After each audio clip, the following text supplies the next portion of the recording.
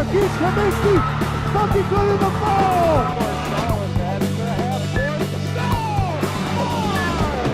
Santel all the way to the basket. Foul. Lays it in for two.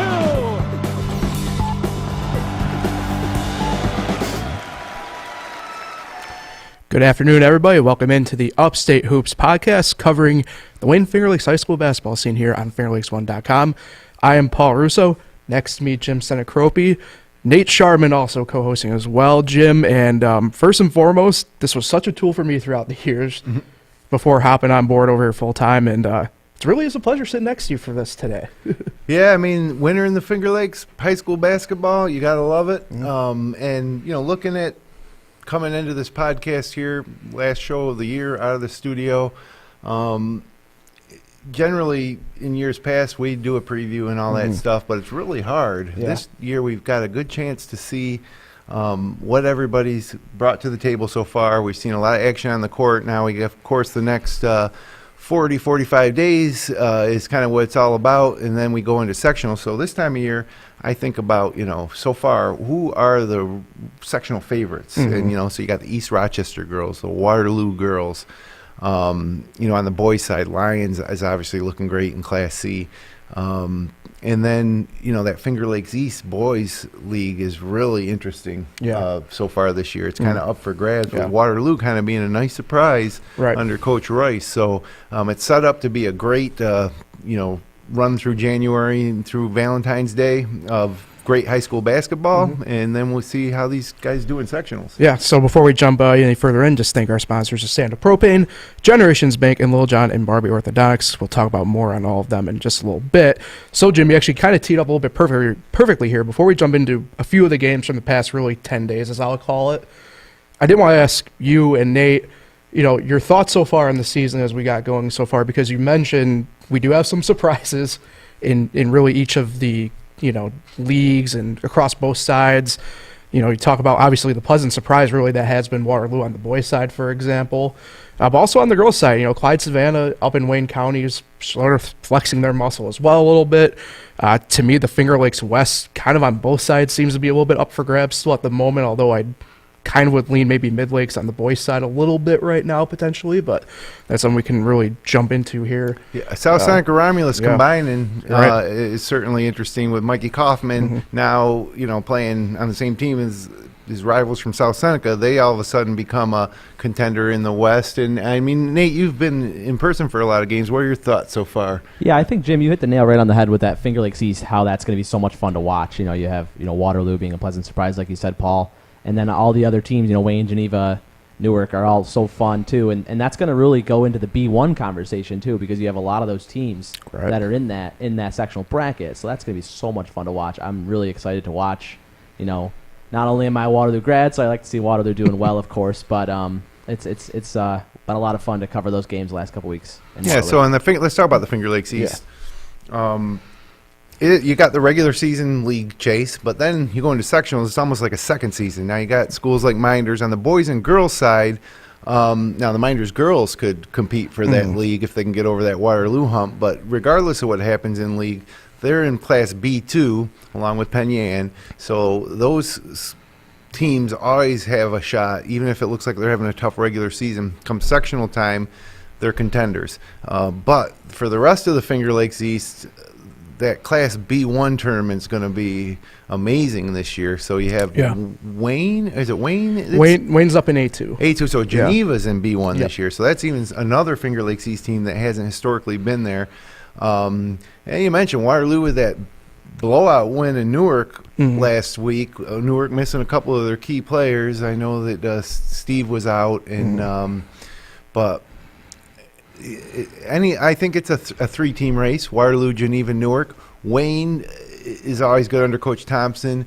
Of course, there's another Blankenberg on the roster, Cam, who's just a freshman. Yeah. So it's a matter of how fast can he develop to lead that team. They have some size in the middle.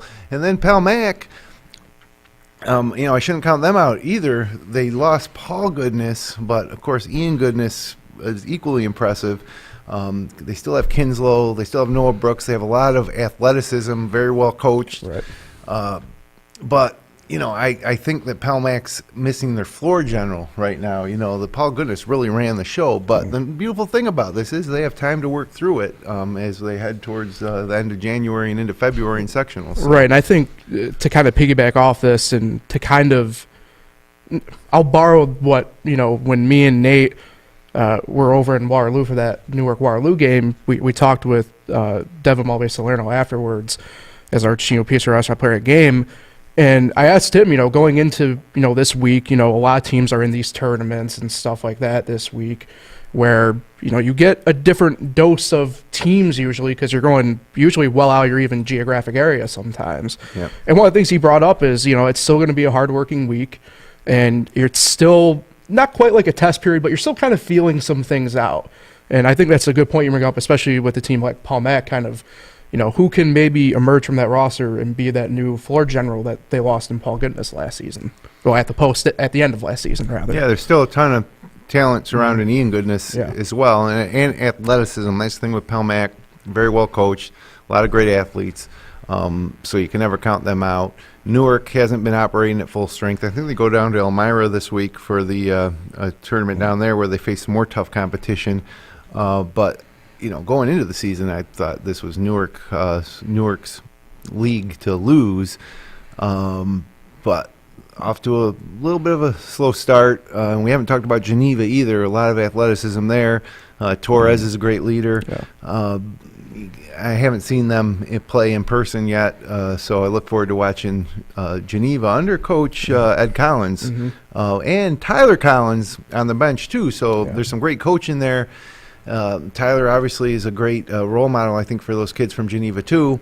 So it's really an interesting Finger Lakes East boys team. But Nate, I do want to talk to you about Waterloo because it seems like a decade ago that the oldest Sluka was there, who's now playing football at Ithaca College. Yeah, he plays Hobart, right? Yeah.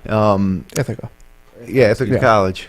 And then you had Kyle take it a step further, and I think it was 2 years removed now from Waterloo, Geneva in the Blue Cross, a 9 a.m. sectional final, and that came off the heels of an incredible semifinal doubleheader in which Waterloo beat Newark to advance to the Blue Cross.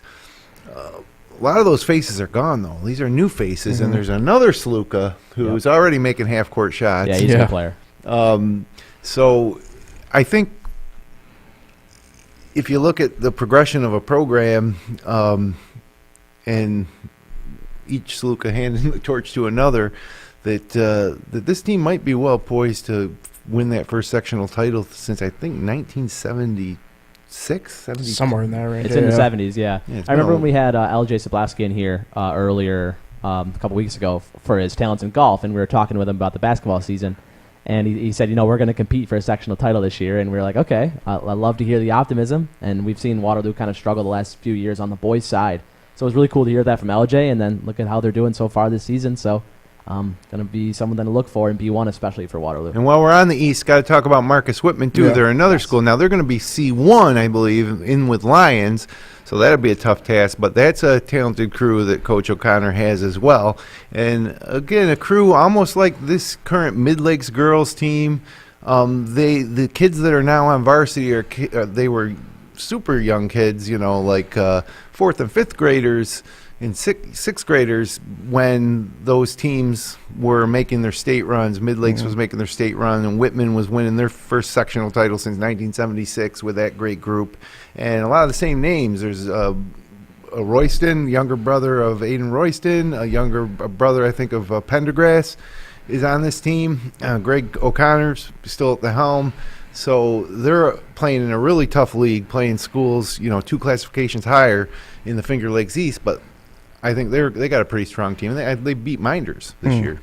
I mean, they also beat a non-league opponent in Livonia that's taken a lot of good teams right down to the wire out of Livingston County. So they really do have a solid team. You mentioned obviously the names, but the key part there is, like you said, they watch these guys kind of grow up and kind of have that target and really be fun to do that. Exactly, right. And it helps when you have a guy like Coach O'Connor who's engaged, ready to help out with them no matter what and kind of take them to the next level as long as they want to do it, and they appear to want to do it. But all these championship teams, like, for instance, that Whitman team that finally got over the top, it was their point guard. I can't believe I'm drawing a blank. Oh, jeez. No, I'm drawing a blank too. Shoot myself. He had just had an incredible season. His father's the athletic director. Oh man. Anyways, putting myself on the spot here. But every championship team, even a team like Marcus Whitman that was so team oriented, has that one guy that can maybe put you over the top by making that big shot or taking control when the chips are down. So that's another thing I look for in these teams is, the leadership from an individual, not only from the coaching staff, but from an individual. So, Jesus, I've called 20 games. I do have the roster up, by the way, from this season. Are you thinking about Seth Benedict? From this season? Yeah, No. a couple years ago? I'm talking about a couple years ago. Yeah. Oh, there it is, yeah. Jordan Leahue's who I'm talking about. His father's Paul Leahue. He's the athletic director. And, now Jordan Leahue was just very unassuming. And then by the time, he hit sophomore, junior year, you start to say, wow, this kid's a lot better than people think. And then his senior year, he obviously helped lead that team to the sectional title, along with a lot of those other great names on that roster. That was one of my favorite teams. Yeah.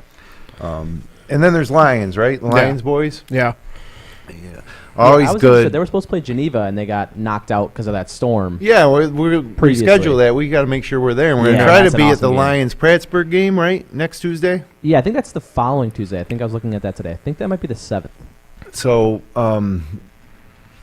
J.C. Walker in his senior year, just a dominant force. Jacob Sides, who transferred from Newark last year. Yeah, that was one of the parts I wanted to, not to get too far into our power rankings, but I was going to bring up the fact that it's a full year of Jacob Sides this year that they have. Yeah. That they didn't have last year even. Yeah, and they got, Coach Schott has just tons of talent on that team. A lot of guys came up from JVs last year, which was a dominant JV team. They should roll right through Wayne County with little resistance from anybody. Right. And that's always kind of been a problem recently, when Lions and Clyde were both really strong going back 4, 5, 6 years ago. Those battles helped prepare both those teams for sectionals. Now they got to look out of conference for some challenges. And wouldn't it be great if Lions was in the Finger Lakes East? Yeah, I mean, I remember, and now this is going back they used 10 or so years ago when they were, I don't know if they were the East, but I know they were in the West for about a season or so. Yeah. And it really was a good little battle because you had Whitman in there at the time. They were still in the West at the time. Bloomfield was competitive in that era as well. So it was a nice kind of three-headed monster you had going back and forth there for about a season or two where, and you mentioned, I mean, obviously it'd be nice to see him go back. And I'd like to see him, if they don't go back, I mean, maybe kind of make a bulk of the schedule, have that be your non-league. I still think they would, because Whitman's being in the East, I still think they'd dominate that Finger Lakes West. But what I would like to see is them at least play Newark once a year. They're 5 minutes down the road from each other. We saw it once in the last 50 years that they have played Newark in a high school basketball game. Seems kind of crazy. But I agree. So let's transition over here to some game recaps. Those are brought to you by DeSanto Propane. DeSanto is 4 generations strong as a trustworthy family-owned business with unmatched customer service. You can check them out online at DeSantoPropane.com for more information, or you can call them toll-free at 1-800-752-4574 today. Since 1937, the difference has been DeSanto Propane. All right, let's start on the boys' side, and we'll start with December 19th. It was a big rivalry victory. Lions over Clyde Savannah 83-28. Really, the only reason why I bring this up is J.C. Walker had 30 points in that game. That's a solid percentage chunk, as we'd call it in the fantasy and analytics side of things. Yeah, and we don't know how many rebounds he had, but I bet you it was 10-12. Yeah. Other than that, you kind of move ahead a day, and this is an East matchup that we saw last year early in the season, and Marcus Whitman 40 at Penn Yan 39, and it kind of a little bit of second verse, same as the first, it seems like. in terms of back-to-back seasons there. Highlight the game that me and Nate were at. Waterloo 61, Newark 42. Devin Mulvey-Salerno had 17. Nolan Luca had 11 for Waterloo. Rayshawn Howard had 17, but I do also want to shout out here for Newark. Eric Finn, a sophomore, had 10 points and ended up being a big focal point for the Reds in the second half. For Coach Caparis, who put in a little bit of a box, had to bring up a few guys from JV, Eric Finn being one of them, and let alone being in that spot. Ended up starting for the Reds in that game. Big spot for the sophomore. Yeah, well, they have a good program, and there's always got to be ready to step up. You never know when there's going to be an injury, and I don't know if this Braden Steve injury is going to be something that lasts into the postseason, but it's got to be next man up. I mean, they get a lot of points from Steve, and as you saw against that Waterloo team, Rayshawn Howard can't do it alone. Correct. Yeah, Braden was in a walking boot shooting before the game started. So if I had to totally speculate it shouldn't be, more than a couple weeks from now that he'll get back on the floor. I'm looking forward to getting him back out there because Waterloo was really able to key in on Rayshawn Howard and being able to key in on him and force him to be the focal point of the offense, what made it really hard for Newark to keep pace with Waterloo. And I think I'd like to see that game a lot if Braden Steve was in there. Yeah, I mean, that's definitely one that we all have circled on the kickback around second half of the year. Palmac 42 at Wayne 37. Those are two teams, obviously, we mentioned pretty heavily here off the bat. Classically, this has been a game the past few years, right, that has been usually pretty tightly contested and usually kind of a battle of stamina in a way, and it appears as though the Red Raiders in this matchup had the upper hand. It's a local rivalry, too, yeah. And again, Palmac brings back a lot of guys from last year's team, minus Paul Goodness. So, and then Wayne is a team that I think is going to keep getting better and better as the year goes on. The problem is that, like I say, they're in Class A1 for sectionals. That's a whole other ball game. They coming off those back-to-back sectional titles a few years ago with Logan Blankenberg and Billy Thompson and company. They got a little ways to go, but it'll be interesting to see. But that's a tough matchup for them, an experienced Palmac team, an athletic Palmac team. So, but that's a great rivalry up there in northwestern Wayne County. Yeah. Speaking of Wayne County, on the 21st, one game to highlight there, and you mentioned, right, Wayne County kind of gets swept underneath because of Lions and kind of the juggernaut that they are. But and we mentioned it actually a little bit last week, Jim, between you and I, this is more of a soccer rivalry than anything else sometimes. But Williamson and Marion, definitely still one of the rivalries you see pop up in Wayne County. Marion took the first contest of the year 52-44. Michael Phillips led the way with 14, and Liam Phelps had 10 for Marion. On the Williamson side, DJ Barber led the way with 11. So be interesting to kind of see the turnaround there. Good to see at least those two teams, though. I mean, Phillips and Phelps are a couple of names you've seen for a while. But again, I ask myself, neither one of those teams is going to beat Lions to win the Wayne County League. It's just, are those teams going to be competitive in sectionals? I believe that would be like, what, C2 or C3 maybe? But time will tell. But to me, if you want to, no matter what class you're in, if you want to be competitive in sectionals coming out of Wayne County, you're not going to win it against Lions, but can you finish second or third? Because I think after that, you don't see many sectional contenders coming out of Wayne County. Yeah, and they're both Williamson's in C1 and Marion C3. Yeah, so Williamson's got to play Lions in Class C1, and Marion's what, C3? C3. Yeah, so there's more of a chance, but there's still some real quality teams every year. Usually from like the Steuben County leagues, or there's some tough teams. But like I say, you're not going to win the league if you're Marion, but can you finish second or third, upper half, and then have some confidence for sectionals? Yeah, agreed. I mean, it's, like you mentioned, they all kind of do see each other. You mentioned, obviously, especially in the C's at that point as well. I mean, it's kind of like how we talk about B1 and Finger Lakes East in a way. Wayne County kind of similar across all the C's, in all honesty. Flip over to the girls' side of things here for a few moments before we get into our power rankings. A bit tougher to kind of pick out some games here from last week to really dive in and discuss. We'll start with the 20th of December. East Rochester handled the combined Williamson-Marion squad on the girls' side of things, 67-31. Zariah Eldridge had 23 there, and Naya Eldridge had 13. And this is an East Rochester team. You lose Sam Lewis. You go to the state Final Four last year and see, and they really overall haven't quite missed a beat out of the gate just yet, and handling business as they should, at least early on, against a team that they should handle business with. Yeah, now the Wayne County Girls League is a little different. East Rochester is a big favorite in my mind, maybe not quite as big a favorite as Lions, because you got teams like Clyde, Savannah, in their Gananda girls are improved. And, this East Rochester team, I think, is favorites to win another sectional title. They really got on a nice run. I don't know if they have that state caliber roster right now, but we'll learn more about that as the season goes on. But certainly the Wayne County Girls League is a little more of a test for a team like East Rochester than, say, the Boys League is for Lions.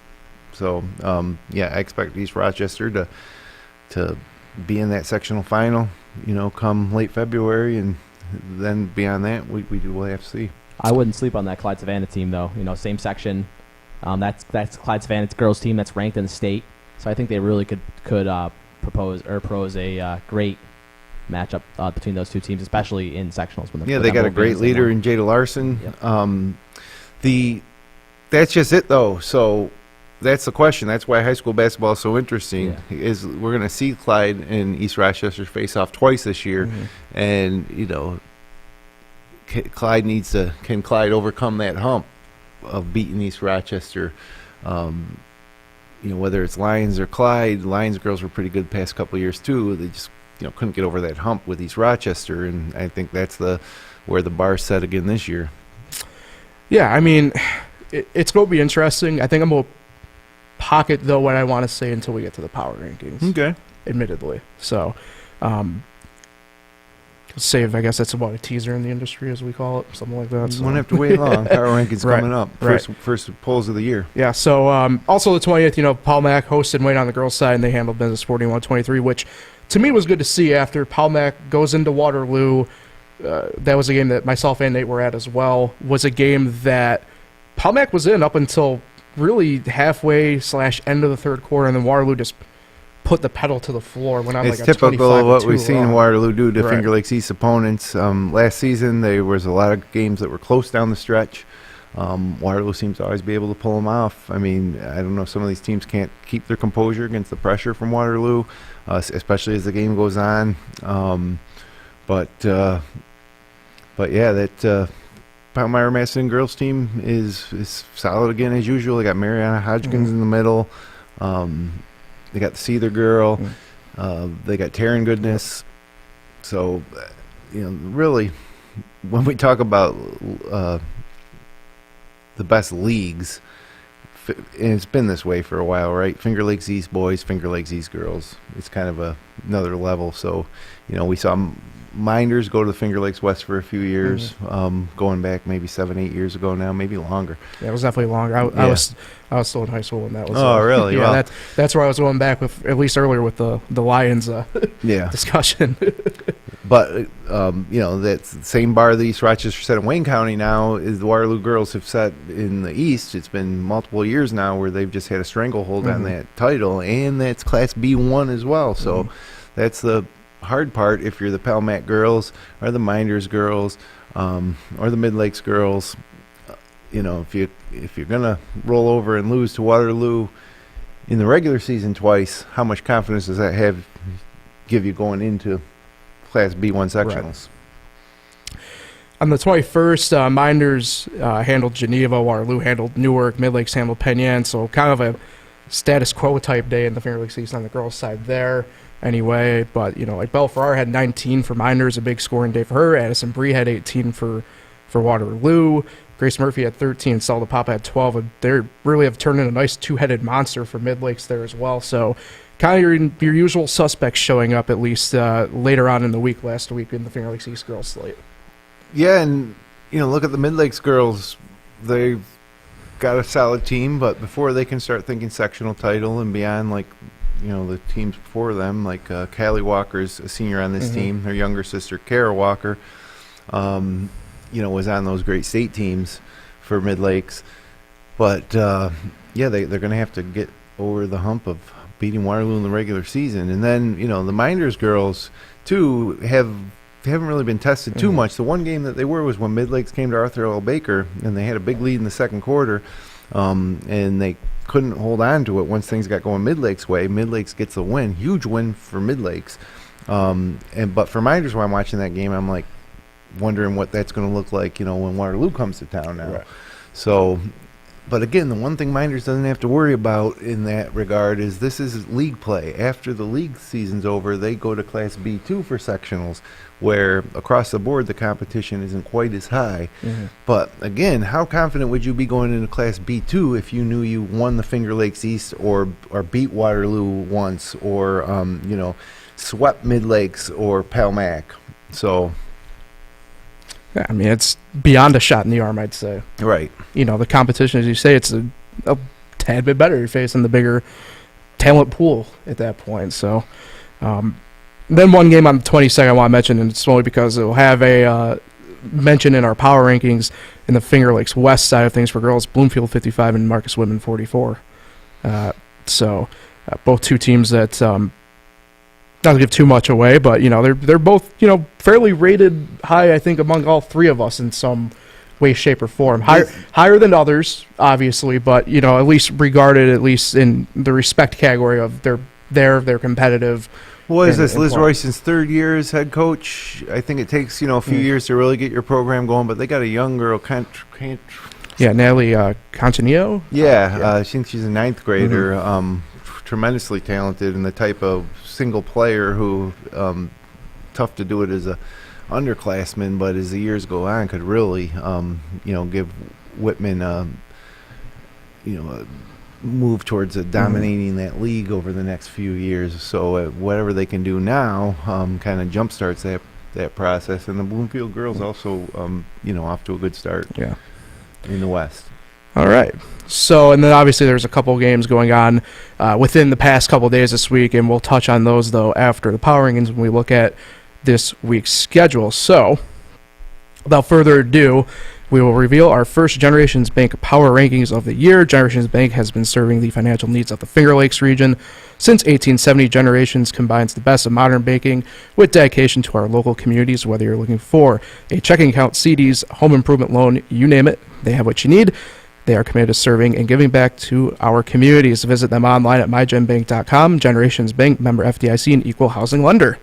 So, where do we want to start first? Boys side? Girls side? Flip a coin? Well, whatever we do this week, next week we'll do the opposite. All right. So let's start with the girls. All right, head over to the girls side of things for our power rankings. So, take a look here. So the way we did power rankings this year, voting panel, point system style, maximum of 30 points available to each team. Obviously, the higher number of points you are, the higher you are ranked. Unanimous across the board. The Waterloo Tigers, number one in our power rankings. After that, we usually start from the bottom, right? Oh, well. I mean, I would. Okay. So Dundee Bradford Brave Scots come in at number 3 at number 10, 3 total points for them. Marcus Whitman at 9 with 6 total points. 8th on our power rankings are the Gananda Blue Panthers with 8, and then we had a tie at 6, the Bloomfield Bombers and Palmac Red Raiders at 16 apiece. So anybody jump out in that first of the Group 5 right there for you, Jim, at all? Well, again, I think if you're in the power rankings, you're a sectional title contender. And so to see, and these rankings are always going to be dominated by the Finger Lakes East, and this is one issue I kind of have with the power rankings. So Palmac's better than Bloomfield. Palmac's, I'd be interested to see Palmac's play Clyde.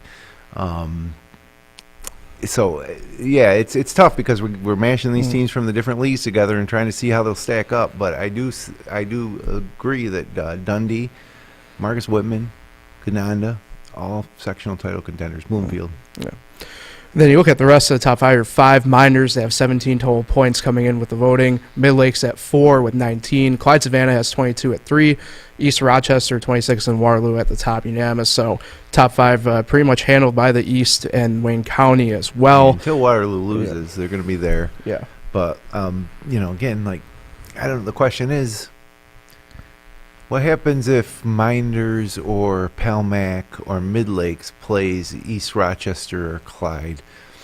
If I was a betting man, and of course we don't bet on high school athletes, No. I would wager that the Finger Lakes East team would win that easily. We've seen a weak Minders team play a pretty strong Clyde team last season, and it wasn't even close. But then I wonder, well, what if it was East Rochester? Would they give them more? I guess a lot of those questions will be answered when Clyde plays East Rochester. And but yeah, it's always tough to say, should we put that Wayne County team, the top Wayne County teams, above the middle of the league Finger Lakes East teams when you do these power rankings? Yeah, I mean, it's tough, like you mentioned, right? I mean, we don't typically see all too often. I mean, we do have some crossover in certain spots, like East Rochester is playing Palmac within this week at the tournament. Yeah, that'd be an incredible game to watch. I can't wait for that game. Yeah, so I mean, it's obviously possible, as you mentioned, and I think it's tough. I know, like me and Nate had a little bit of a discussion, in our office today about how, we had a couple differing factors when kind of our own personal opinions kind of look at it, and how you can only control who you kind of play and stuff like that to a degree as well. But nice to see that crossover coming up. Yeah, I mean, that'll be exciting. All right, let's move over to the boys power rankings as well now, and start at number 10. Soda Spartans coming in with 3 points. Number 9, the Red Creek Rams at 5 points. Marcus Whitman with 10 points. The Mid-Lake Screaming Eagles at 12 points at the 7th spot. And coming in at 6, the Palmac Red Raiders at 14. So pose the same question. Any surprises to really jump out in that first group of 5? Yeah, I'm comfortable with the top 3, especially the way Waterloo's played so far. If it was a preseason power ranking, I think I probably would have had Waterloo down around 7 or 8. So, Lions, I think, is the best team in the Wayne Finger Lakes right now. They were supposed to play Geneva. That would have been a great litmus test. Hopefully that game gets rescheduled soon. But, no, I don't think Wayne is 4. Again, Palmac beat them, right? Yeah. I think Wayne is getting better and better. I think they're a little overrated there. I think Newark, because of injuries, is down at 5, where I would have thought that most of this season would have been a battle between Newark and Lions for the 1 spot in our power rankings. But injuries happen. They'll see how they respond. I think Palmac should be ahead of Wayne. I think Mid-Lakes might be a little too high there, but it gets tough when you get to the bottom. The Whitman Mid-Lakes game will be a good one. I was surprised maybe that we didn't see South Seneca Romulus maybe sneak into that 10 spot. They got a pretty good team, like I say, with Mikey Kaufman from Romulus and David Siriano from South Seneca. Combining those two programs, historic programs, programs that have been to state tournaments in their history, hopefully can return them to some prominence. I know they struggle for numbers, but the biggest surprise, I think, so far this year is the resurgence of Red Creek. They didn't even have a team a couple years ago. This is going back, trying to go back and saying how many years. It's usually probably more than I think, but probably 8-9 years ago when they had Jake Slobe and the Griffin brothers, and they had some great battles with North Rose Wolcott, with the Tyler Norris teams, it's good to see Red Creek back. Yeah, I mean, and I think it's good as well. I kind of mentioned a little bit, maybe it's not so much the case with Williamson and Marion, but Red Creek Sodas, who may not be obviously at that Lions level, but at least have a good competition going right below Lions, if you will. And I think those are the girls up there now, right? We want to see the boys. Yeah, it's girls up there. There we go. But I think it's good that you see a couple more Wayne County teams kind of sprinkle in here a little bit. And of course, you mentioned, I mean, this is a Red Creek team that, certainly has had their lows to the point that no program, and to kind of see them have, like you said, this resurgence kind of come in the early half of the year, I think it's a positive sign of really the health maybe of just the Wayne Finger Lakes in general, that, look, to be fair, a smaller school like that can have a resurgence and can come back and get back to a place of competitiveness quickly. Yeah, I don't like seeing teams not have a program for basketball. You only need 5 guys on the court, right? Yeah. But yeah, there's another question of, does the second tier of the Wayne County League better than the second tier of the Finger Lakes West? And that's tough to know the answer to that yet, but hopefully we'll see some crossover games in the coming weeks, and because to be in this, to break through to the power rankings as a Finger Lakes West team, you can't have too many losses because your schedule's not as tough as the Finger Lakes East teams, and then the same thing in the Wayne County League. Red Creek and Sodas are both going to lose to Lions 19 out of 20 times. But, who's going to win when they meet head up, and who's going to win when they face Gananda in Clyde and East Rochester. So unlike the girls, I don't believe these are all sectional contenders. I certainly don't think Mid-Lakes is in B1 coming out of the West. Whitman, I believe, is in the same class as Lions.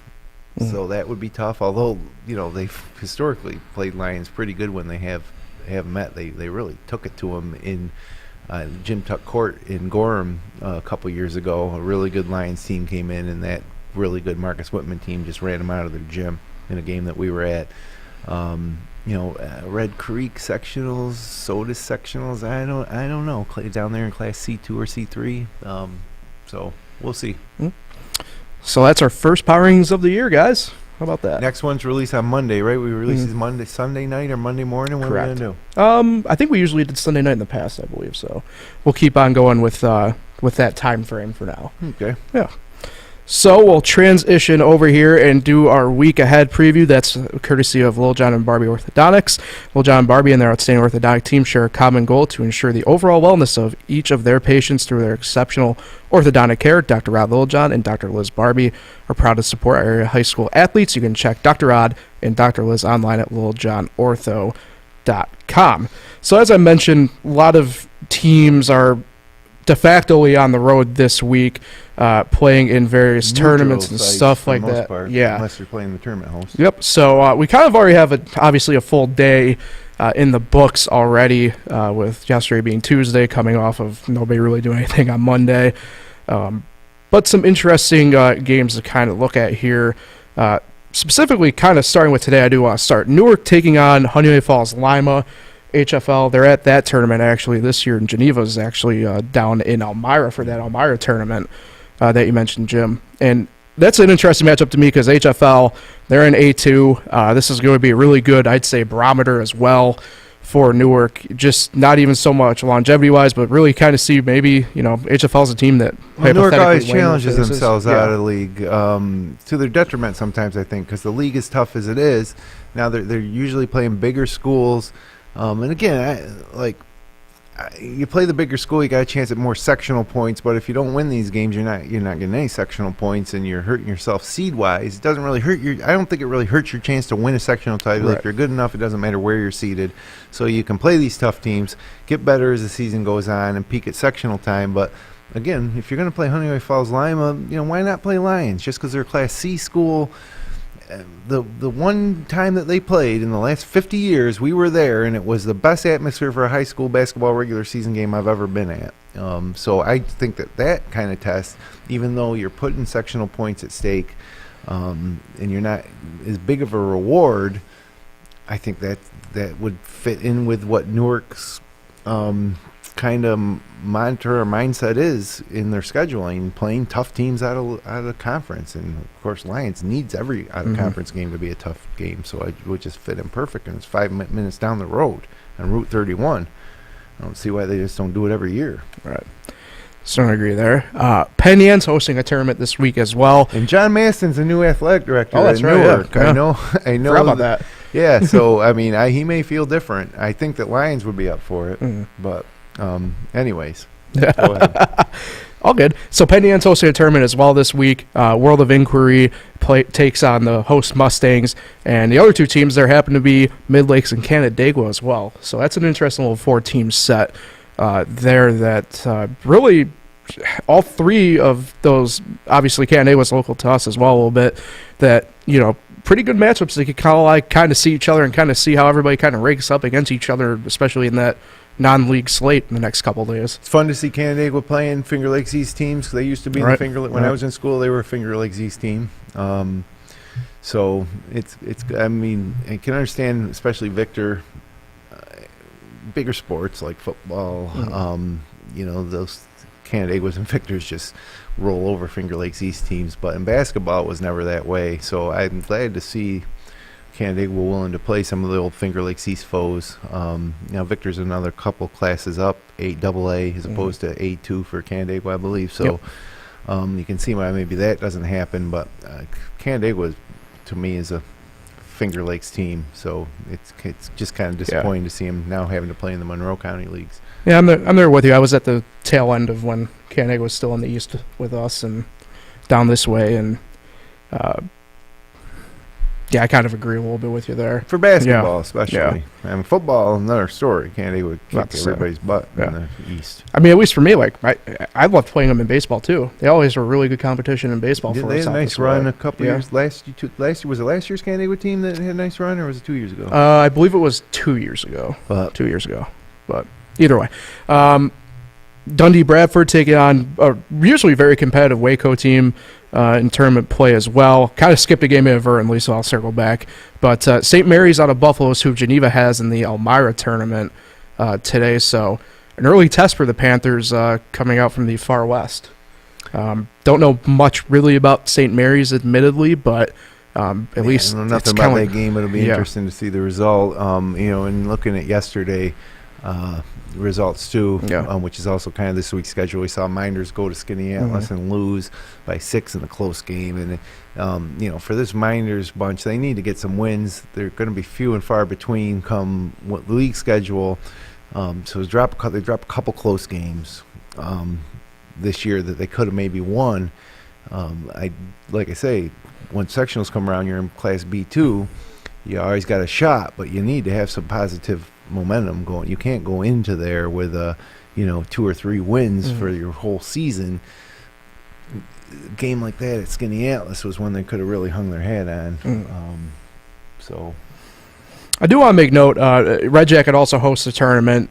They take on CG Finney. After beating Clyde in the first round, right? Yeah, and Clyde takes on Sodus in the rare league matchup within tournament play, which is something that like most people like to avoid that. If they can, but I think I believe it happened last year as well, if I'm remembering right now, where I think they just had to swap out one of the games later on in the year with each other for that game. So bit of an interesting situation out of Wayne County, I'd say, today.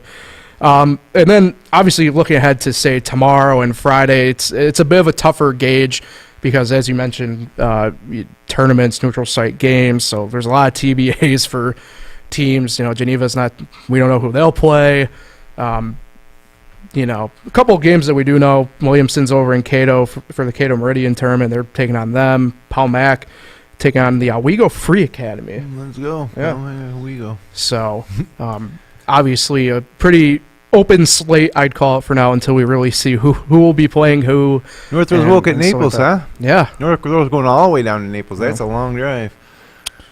It's the, Connect 414 to 21 to, yeesh. Yeah, but again, I do like to see those. I like to see those crossovers because it's a little bit of a feel for which league is stronger when we, are voting on our power rankings. Yeah. No, I agree 100%. That's a Naples team that has been pretty competitive with other teams so far this year out of the gate. Yeah, Cade Rathman, got a small kid as their point guard, Bay, but there's some names that have been there for a while now. Naples has admittedly struggled over the past few years, but I think they're a Class D team. Yes. Yeah. So, but again, so is Prattsburg, right? Naples. Prattsburg. Oh, Prattsburg. Prattsburg is.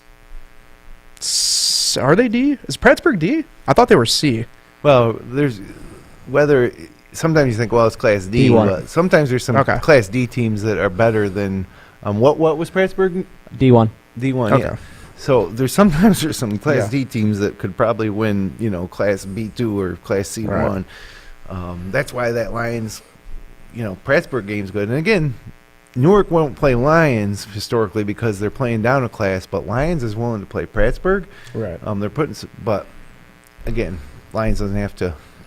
Lions are going to get their sectional points in their league. Yeah. So.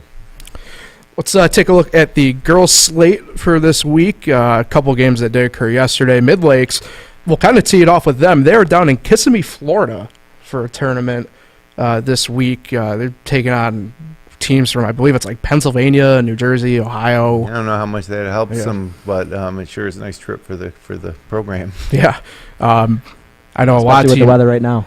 Well, that's beside the point. South Seneca and Watkins Glen squared off too, huh? Yeah. Which I think is something that should happen a lot. Just the proximity between the two schools, south end of Seneca Lake, and they were at Troy for the New York State Final Four together a few years ago, and Watkins Glen brought home the state championship. Throw Trumansburg in there too while we're at it. Do a full triangle there. Why not? Now that could be a holiday tournament, right? We're on to something. Today, one game already in the books from I believe this is also in the Cato Meridian tournament on the girls' side. The combined Williamson-Marion team taking down the North Wales Wolcott Sodus combined team 55-45. Early day matchup there. Yeah. It's a holiday season. Yeah, why not? Pittsburgh Mendon Palmac, that's an interesting matchup as well. For Palmac, Mendon typically is always pretty good come out A2. Or actually, they might be up in A1. I could be wrong, though. Either way, they're a class above Palmac. Penn Yan, they're in a tournament as well, and they're taking on Newark Valley, who this is a bit of a trivia test for Nate. Remember Newark Valley last year a little bit? We didn't technically cover them at all.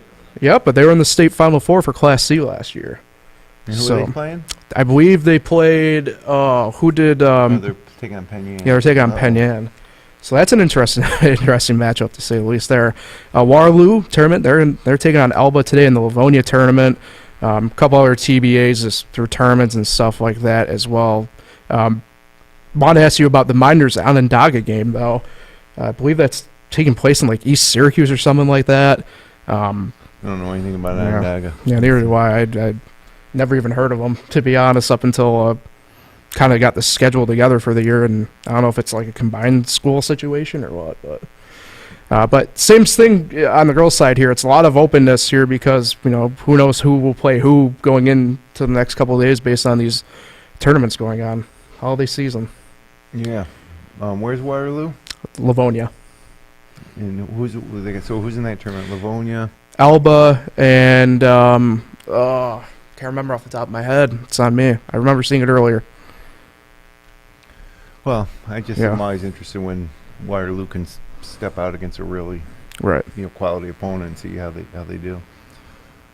But I want to say maybe Calmon. Could be wrong. Mm-hmm. No, I lied. So that's a shame. It's on me. But some good. Thank you. Oh, Our Lady Mercy, usually pretty strong.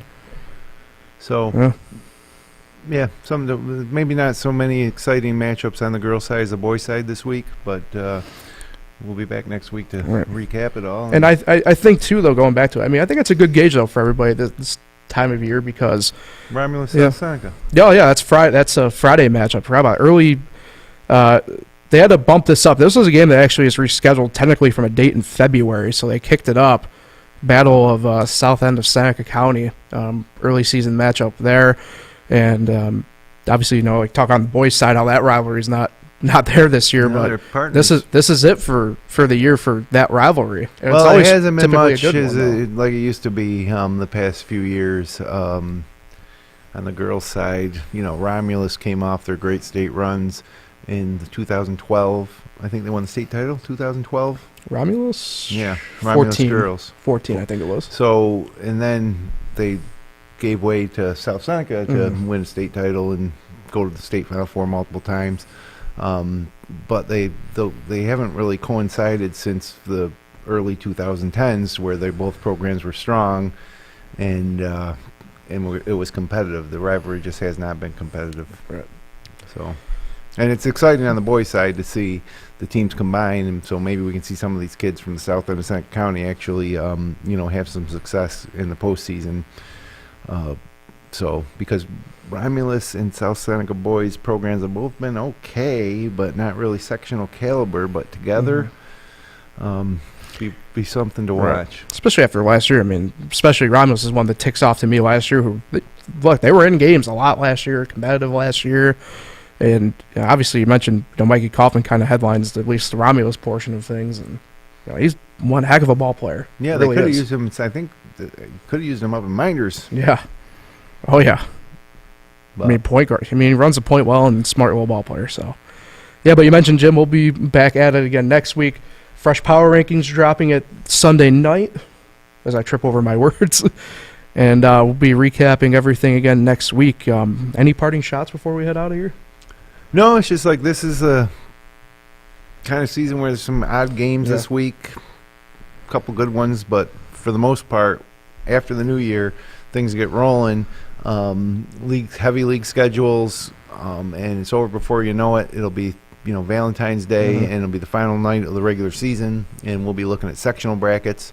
And just glad to be back here on the Upstate Hoops Podcast. I want to thank Generations Bank, DeSanto Propane, Little John and Barbie Orthodontics. Those three sponsors have been mainstays for several years here of our coverage of high school basketball on FingerLakes1.com. Can't do it without them.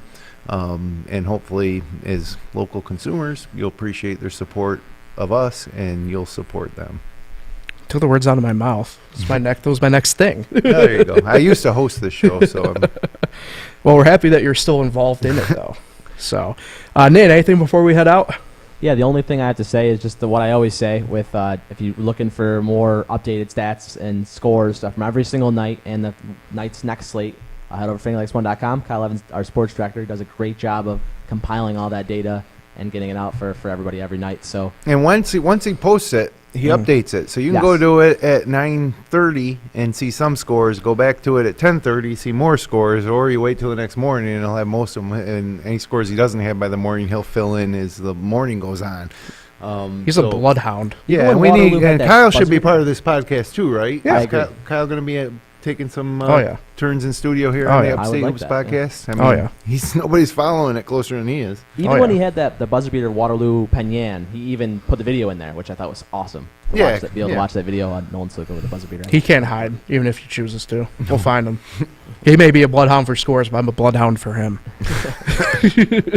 All right. Thank you, Jim, for hopping on board with us today. It was fun. Glad to we'll have you for sure back on numerous times anyway. Yeah, I love talking high school basketball. I have opinions. Oh, yeah. Nate, appreciate you behind the scenes helping out there today as well, handling the production side of things. As for me and everybody here at Lakes One, Happy New Year, everybody. Have a safe and enjoyable weekend. Watch some high school hoops. Tune in for everything with us going on there. Our next, at minimum, scheduled game at the moment is next Friday, January 6th. I almost jumped a month ahead. Geneva at Palmac Boys, 7:30. It'll be one of us and Palmac students hopping on board once again on that broadcast. Yeah, that's We're a looking great forward to that partnership we have. So until at the very least next week, have a fantastic weekend, everybody. We will talk to everybody then.